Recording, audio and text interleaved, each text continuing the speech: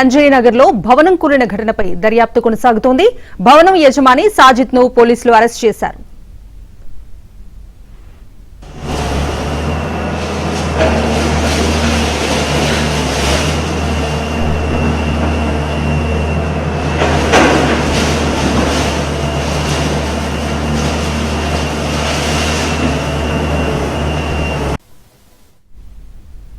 భవనం కూలిన ఘటనపై మున్సిపల్ అధికారుల నివేదికలో విస్తుపోయే విషయాలు బయటకు వచ్చాయి. కనీస అనుమతులు లేకుండానే బిల్డింగ్ నిర్మాణం చేస్తున్నట్లుగా గుర్తించారు. 48 గజాల్లోనే 7 అంతస్తుల భవనాన్ని నిర్మిస్తున్న సెట్ బ్యాక్ నిబంధనలు బేఖాతరు చేశారు. టౌన్ ప్లానింగ్ అధికారులు ఇచ్చిన నోటీసులను పట్టించుకోలేదు. నిబంధనలకు విరుద్ధంగా G+6 అంతస్తులు పెంట్ హౌస్ ని నిర్మించారు. నాసిరకం మెటీరియల్ తో భవనాన్ని నిర్మించినట్లుగా గుర్తించారు.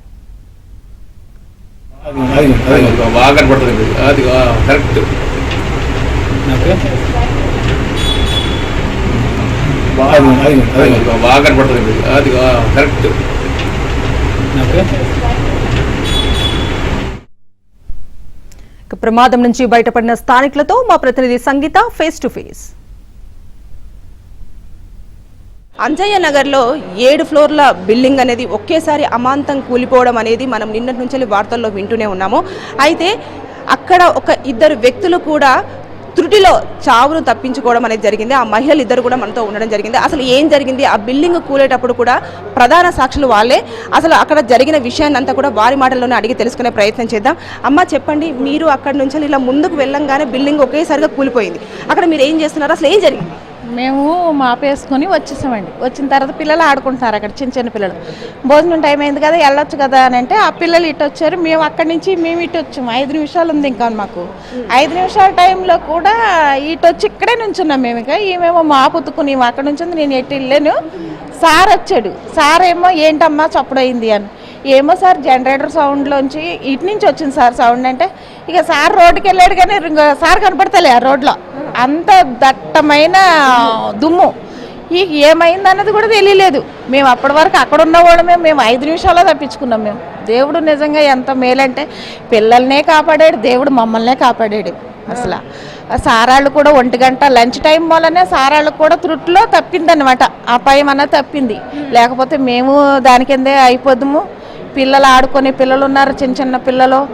ఇక మేము తప్పించుకున్నాము. సారాళ్ళు కూడా బిల్డింగ్లో ఉన్న సారాళ్ళు కూడా లంచ్ టైం వల్లనే పాపం వాళ్ళకు కూడా తప్పింది. దేవుడు ఇది తప్పింది కాబట్టి ఓకే అమ్మ. కానీ మీరు ఒక్కసారి తలుచుకుంటే మీరు ఎట్లా రాత్రి అయితే 2-3 గంటల వరకు అసలు నిద్ర కూడా రాలేదు మాకు.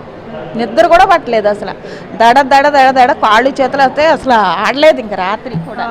మీరిద్దరు ఒకే దగ్గర ఉన్నారు కదమ్మా, అంటే అక్కడికి ఎందుకు వెళ్ళారు? అంటే అక్కడ అంటే పని చేసి అక్కడ ఒక 5 నిమిషాలు రెస్ట్ తీసుకుందామని కూర్చుంటామమ్మ అక్కడ. అయితే కూర్చొని అక్కడ చిన్నపిల్లలు కూడా ఆడుకుంటారు 10 మంది దాకా. ఆడుతుంటే ఆ పిల్లల్ని కూడా ఎల్లగొట్టేసినాం మేము. టైం అయింది కదా, అన్నం తినండి వెళ్ళిపోండి అని ఎల్లగొట్టేసినాం. అలా ఎల్లగొట్టి మేము వచ్చేసినాం. ఇక్కడ అన్నం టైం అయింది కదా అని చేతులు కడుకుందాం నడవనికేసి వచ్చేసినాం. నేను ఇక్కడ మా పుతుకుతున్న ఈ అమ్మాయి ఇక్కడ దాకా వచ్చింది. ఇక్కడ దాకా వచ్చేసేట్టుగా దన్నమని పడిపోయింది. అది ఒక కారు కూడా వస్తుంది. అది ఆ కారు కూడా ఇక్కడ దాకా వచ్చింది. అది మీరు వచ్చిన తర్వాత మా వెంబడి కారు వచ్చేసింది. ఇంకొక 5 నిమిషాలు అయితే ఆ కారు మీద పడదు, మా మీద పడుతుంది. కానీ తర్వాత హాస్టల్కి ఇచ్చిన తర్వాత కూలినా కానీ ఎంతమంది ప్రాణాలు పోనమ్మా. హాస్టల్ ఈ అంజయ్య నగర్ అంతా ఈ హాస్టల్తోటే చచ్చిపోతున్నారు. అంటే ఈ బిల్డర్ కూడా ఎక్కువగా ఇలాంటి బిల్డింగ్స్ అని లేపేసి తక్కువ ప్లేసెస్లలో హాస్టల్స్కే ఇస్తున్నారు రెంట్ అని చెప్పేసి అనేది, అది నిజమేనా? నిజమే అంటారు. అదైతే కరెక్ట్ అండి. అంజయ్య నగర్ మొత్తం హాస్టల్లే. 50 గజాలు ఉన్నా 100 గజాలు ఉన్నా 7 ఫ్లోర్లు 6 ఫ్లోర్లు లేపడం, హాస్టల్కి ఇచ్చేయడం. ఇప్పుడు మాలాంటి వాళ్ళు ఉన్నామనుకోండి, రెంట్కు చూడాలంటే ఒక రూమ్ కూడా దొరకదు మాకు. అన్ని హాస్టల్లే. ఎక్కడో 1-2 రేకుల రూమ్లు ఉంటే అవి కూడా మాకు రెంట్లు ఎక్కువే. 7,000-8,000కి తక్కువ లేవండి ఇప్పుడు మాకు. అన్ని హాస్టల్ అయిపోయినాయి అమ్మ. ఎంతసేపు పట్టిందమ్మా మొత్తం అందరికి తెలియడానికి? అంటే మీకు తెలియడమే అంటే శబ్దం రావడంతో అందరూ ఏమనుకున్నారంటే ఏదో ఫ్లైట్ కూలిందో లేకపోతే ఏదో భూకంపం వచ్చిందా అనేసి బిల్డింగ్ అంతా ఊగినట్టు అయిందంటండి. లోపల ఉన్న మేడంలు కూడా ఏమో కూలింది అనుకున్నారు తప్ప ఇదని అనుకోలేదండి. ఏదో కూలిపోయింది అనుకున్నారు అంతే. అంటే మొత్తం ఓవరాల్గా చూసేసుకుంటే వారు కాసేపు తినిన తర్వాత అక్కడికి వెళ్ళేసి రెస్ట్ తీసుకుందాం అనుకున్న సమయంలో ఒక్కసారిగా బిల్డింగ్ అనేది వాళ్ళు ఒక 10 అడుగులు ముందుకు రాగడంతో ఇలా పడిపోయింది. కానీ అది బిల్డింగ్ పడిపోయిందని చెప్పేసి కూడా వాళ్ళు అనుకోలేదు.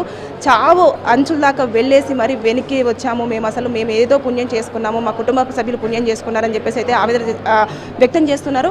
అలాగే నైట్ పూట ఒక్కసారిగా భయం వేస్తుంది. మేము ఆ బిల్డింగ్ కింద పడిపోయి ఉండుంటే మా పరిస్థితి ఏంటి, మా కుటుంబ పరిస్థితి ఏంటి అని చెప్పేసి తలుచుకొని కన్నింటి పర్యాంతం అయితే అవడం జరుగుతుంది ఇద్దరు మహిళలు.